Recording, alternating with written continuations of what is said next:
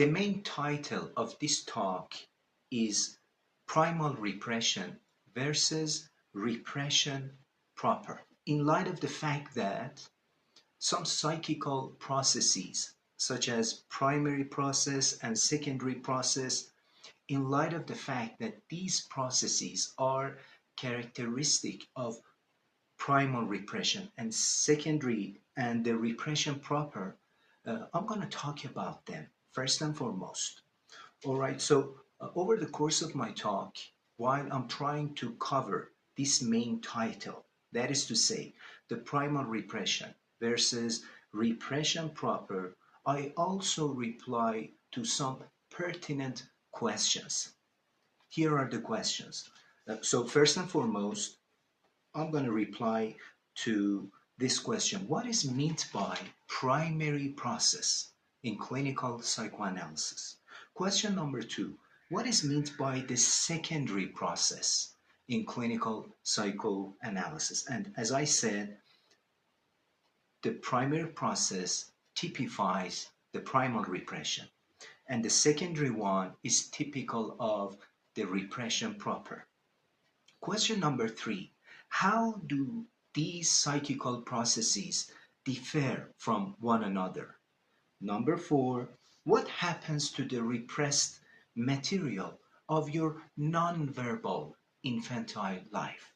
So during infancy, you cannot talk, all right? What happens to those repressed material? What happens to those, let's say, repressed contents which couldn't be verbalized? Or I can put this question this way. How are the repressed contents of infancy expressed?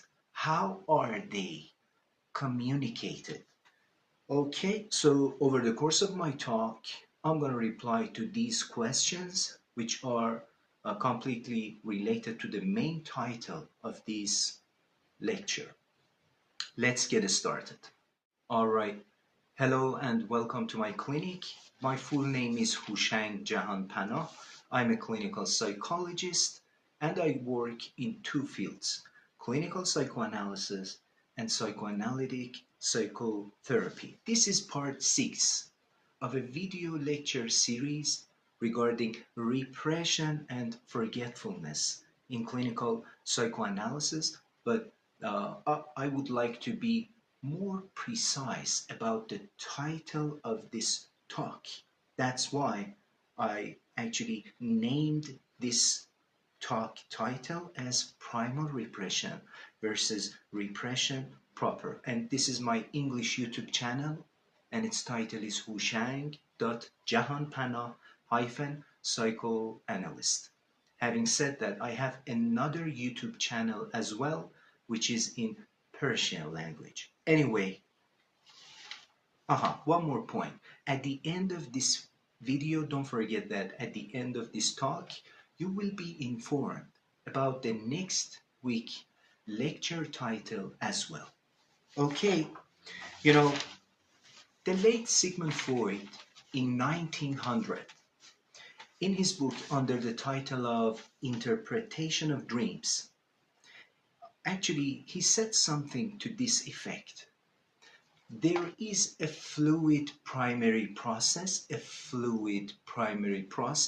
long before the secondary process. Well, speaking of primary process and secondary process, what is meant by these psychoanalytical concepts? But before actually talking about them, just bear in mind that Freud says, this primary process is fluid. And it is there had been this primary process long before the secondary reality-oriented. So this secondary one is reality-oriented, actually, process. And as a result, a lot of mnemic material, a lot of memory-related material remain inaccessible to the preconscious cathexis. Now, the question is, what is meant by primary process. Another question, what is meant by the secondary process? And the third question, how do these processes, how do they differ from one another? Okay, primary process is characteristic of the primal repression, whereas the second, these are some concepts, these are some constructs through which Sigmund Freud tried to actually describe a sort of psychical space. Well, primary process is characteristic of the primal repression, whereas the secondary process typifies the repression proper. So this is the first point in this case. In the case of the primary process, the psychical energy could flow freely. It could pass unhindered and without being stopped. So this way, psychical energy could actually move from one idea to another. But in the case of the second process, the secondary process, the psychical energy is primarily bound. So at first it is bound. And then through that it could flow, but it circulates in a controlled manner. So primary process, when it comes to the primary process, the psychical energy circulates freely and without being stopped. Why? When it comes to the secondary process, it could, first and foremost, it is bound. And then it circulates, but the point is that in the secondary process, the psychical energy circulates in a controlled manner. That's why in this process, the secondary one, ideas are connected in a more stable fashion. Mm-hmm.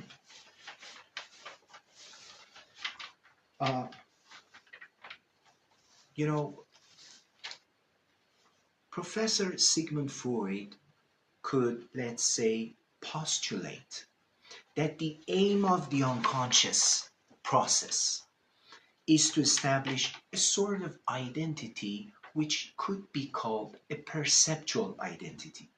So the aim of the unconscious process or primary process is to establish a perceptual identity.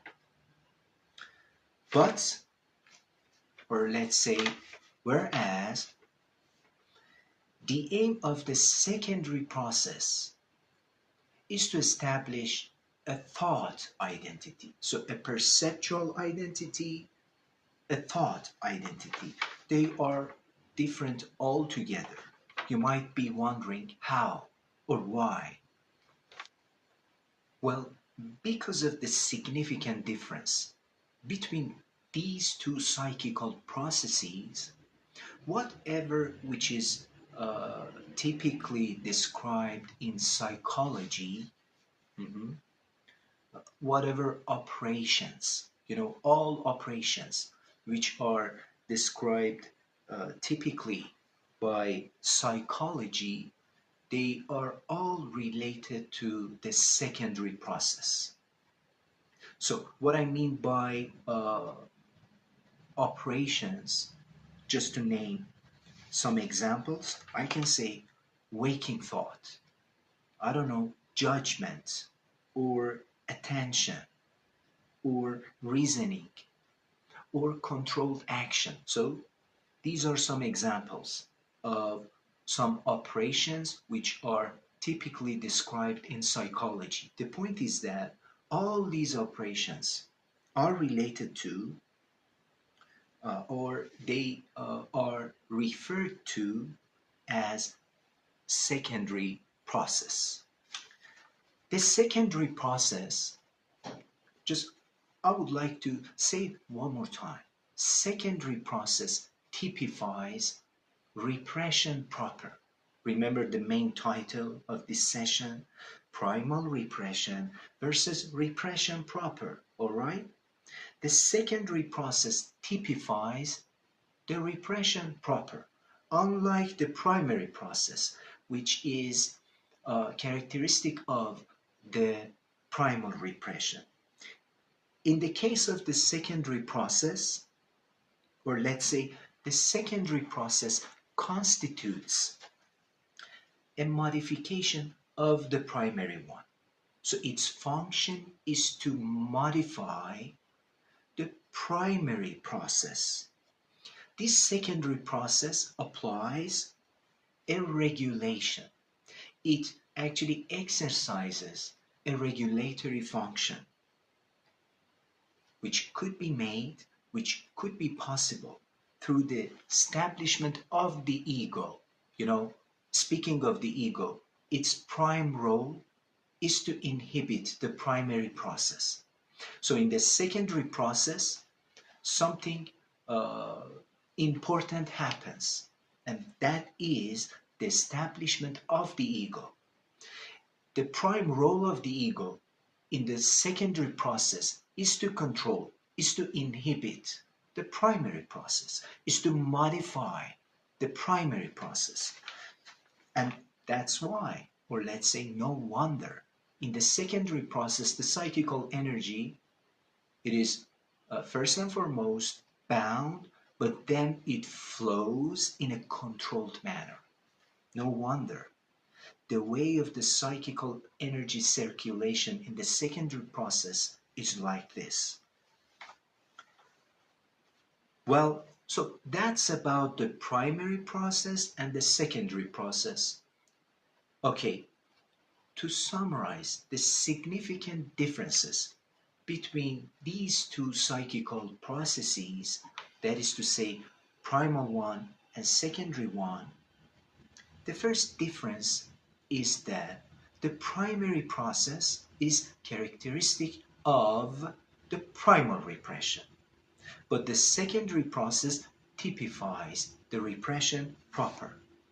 The second difference between the two of them is that in the case of the primary process, the circulation of the psychical energy is completely free and without, and let's say it passes unhindered, unlike in the secondary process, which the psychical energy is primarily bound and then it flows but in a controlled manner.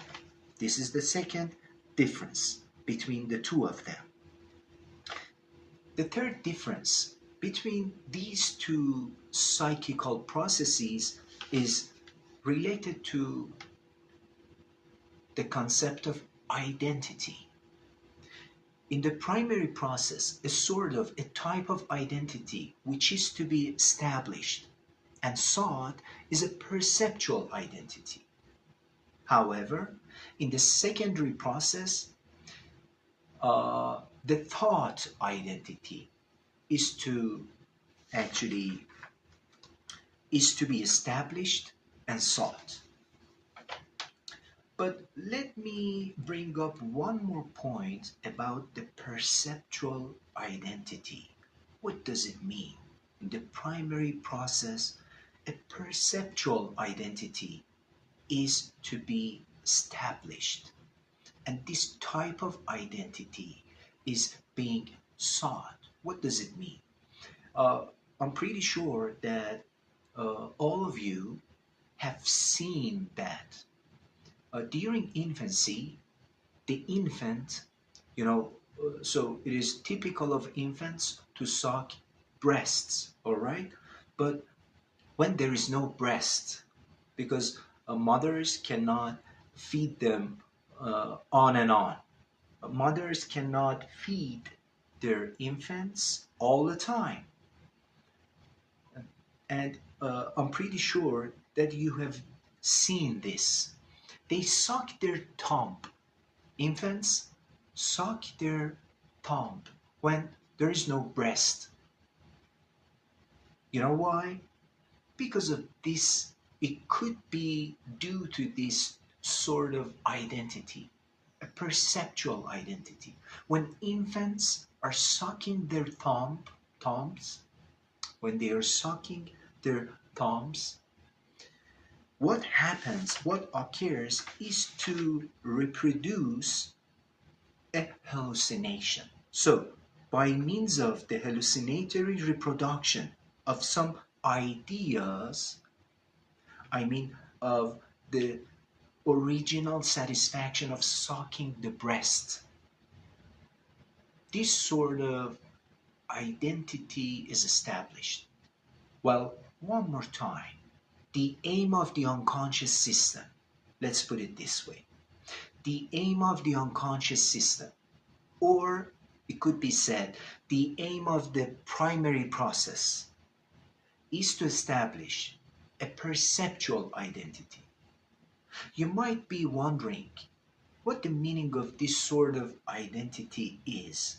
I'm pretty sure that all of you have seen something like this when there is no breast because mothers cannot feed their infants on and on.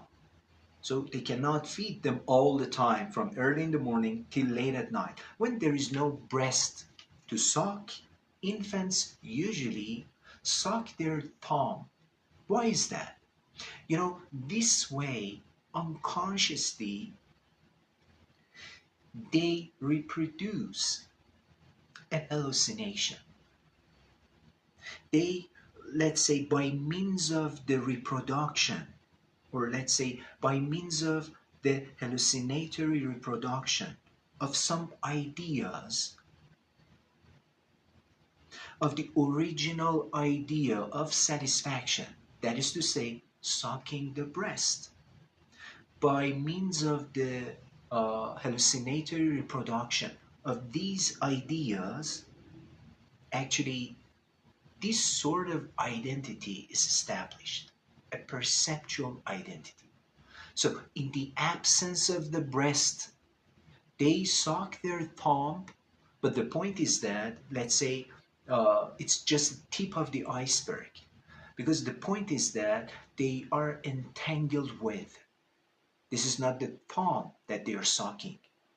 They at a time, I mean, during this process, what is being sucked is actually the hallucination of the breast. So the reproduction of this hallucination. Anyway, so that's about the primary process and secondary process. Now,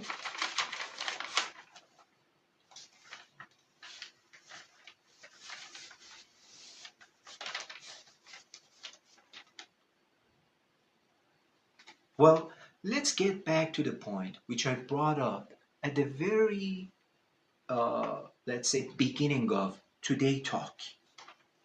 I'm going to read this sentence one more time. Sigmund Freud, in his book under the title of Interpretation of Dreams, he says, there was a fluid primary process long before the existence of the secondary reality-oriented process. As a result, a lot of mnemic material, a lot of memory-related material remain inaccessible to the preconscious cathexis. You know what? The point is that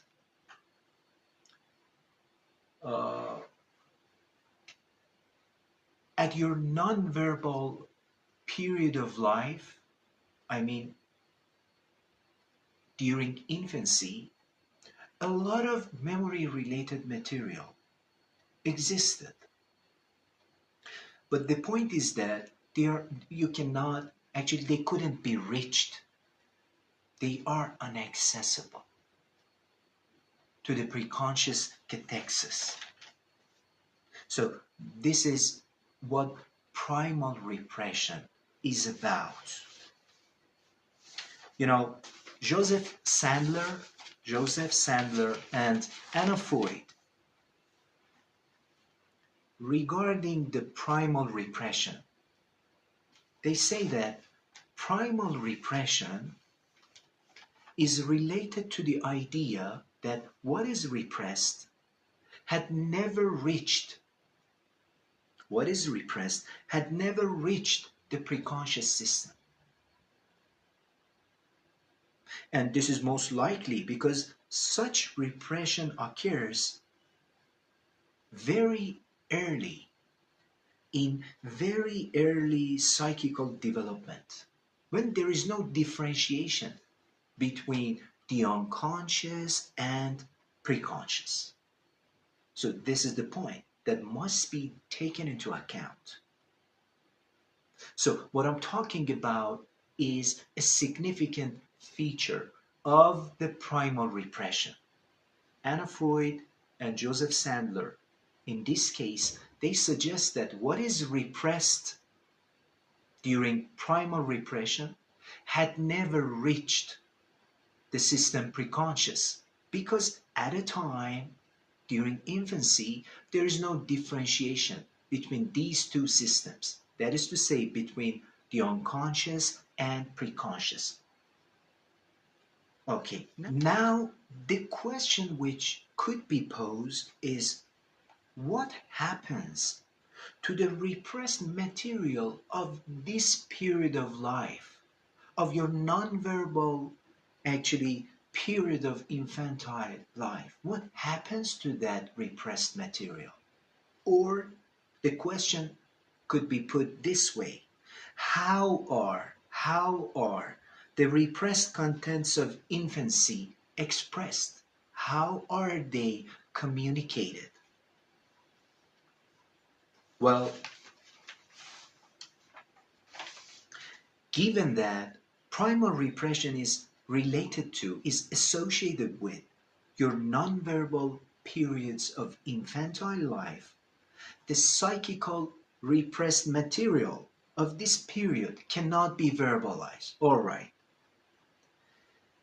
The point is that, Alvin Frank, Mr. Alvin Frank, has written an article under the title of, a very interesting title, Unrememberable and Unforgettable. So this article has been published in 1969. Its title is Unrememberable and Unforgettable. This implies that there must be something, but the point is that you cannot remember that.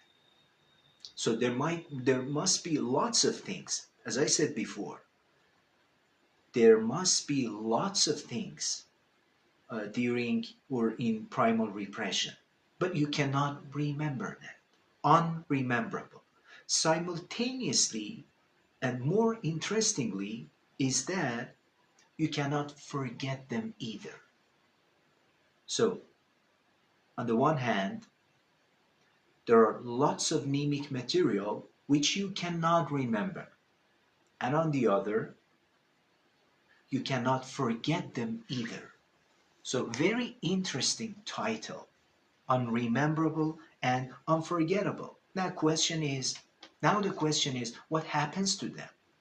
To such an unrememberable and unforgettable substrate or material? Well, they can only be communicated.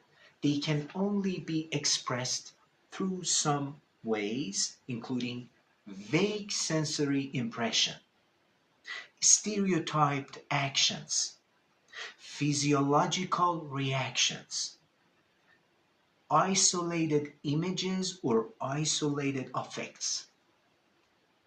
Well, to sum up this part, those repressed material which couldn't be reached, which actually had been repressed during your infancy nonverbal period of life, they could only be expressed through these ways: vague sensory impression, stereotyped actions, physiological reactions, and isolated images or affects.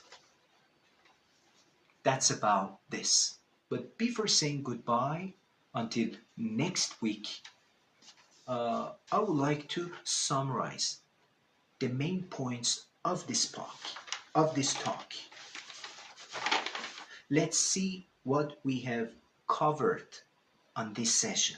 At the beginning of today's session, I mentioned the point that the primary process typifies the primal repression. However, the secondary process is actually characteristic of the repression proper. Then I explained these psychical processes by which the late Sigmund Freud tries to describe a sort of a type of psychical space. So that's why I talked about some questions. What is meant by the primary process? What is meant by the secondary process? How does the primary process differ from the secondary process? And in this case, I actually mentioned some points, including the way that psychical energy circulates. Let's say two different identities which are to be established and sought in these two different psychical processes, and stuff like that. I mean, I talked about the significant differences between these two psychical processes. Then I described about your nonverbal period of infancy, about the question is what happens to the repressed material of your nonverbal period of infantile life, and then how are they expressed, how are the repressed contents of infancy expressed, because at a time you cannot talk, it's a nonverbal period of your life.